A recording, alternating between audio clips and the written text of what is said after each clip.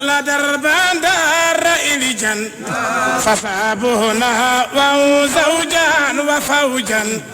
وقد دخلوا بدين الله كلماتي وقد دخلوا بدين الله فوجا بل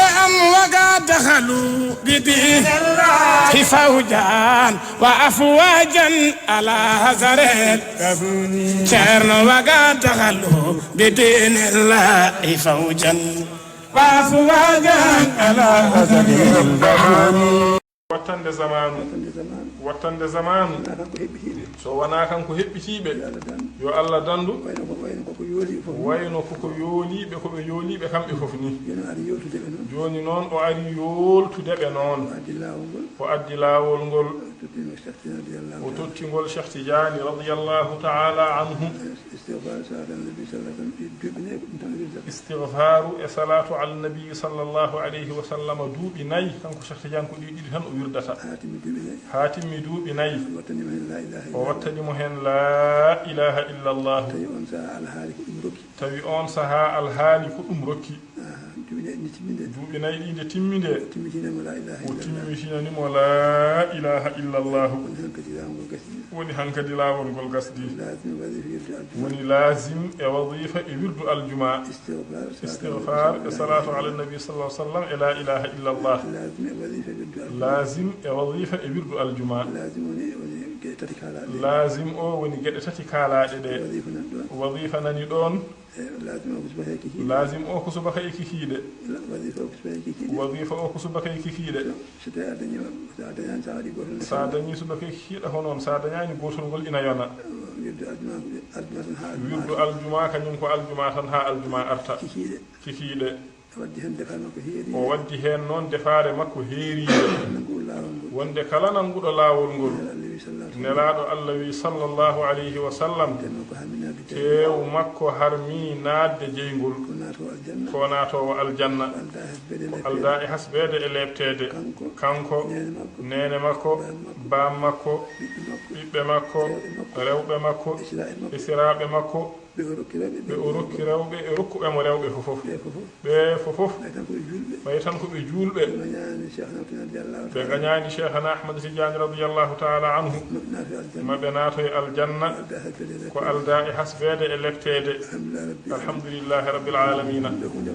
o wi ala andi dum do hunde waande ndani addana addira ko haalengol hisa addana addira ko haalengol ngol fofof hisa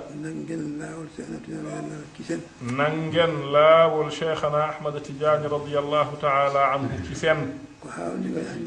ko hawni kay hande e aduna o ko adda yo hebbito yimbe dandal men ko adda yo hebbito yimbe danda dumen be ganda koyo men saka mbawa andude goddum ko nafata be ganda koyo mumen saka mbawa andude goddum ko nafata biya na jedda dum biya ina jedda dum be ganda koye mabbe saka be ganda ko nafata nafabe saka be ganda ko nafata nafabe be jeddi laabi di be jeddori laawol Cheikhana Ahmad Tidiane radiyallahu ta'ala anhu be ngala hujja nelaado Allah wi sallallahu alayhi wa sallam ceerno wi nelaado Allah sallallahu alayhi wa sallam sabi wonde on zamanu mum ɓooyi Cheikhana Ahmad Tidiane radiyallahu ta'ala anhu on zamanu mum ɓooyani ko ari jomum o wiya hono nelaado Allah sallallahu alayhi wa sallam rokkirta o ga wirdu beele o yejjiti Allah wi'ino to hoore deftere to ألف لام ميم ذلك الكتاب ألف لام ميم ذلك الكتاب لا ريب فيه هدى للمتقين الذين يؤمنون بالغيب ويقيمون الصلاة ومما رزقناهم ينفقون والله خلقكم وما تعملون ويخلق ما لا تعلمون wi dum do holno neddo wada dum ko Allah haali Allah ko jala fo wada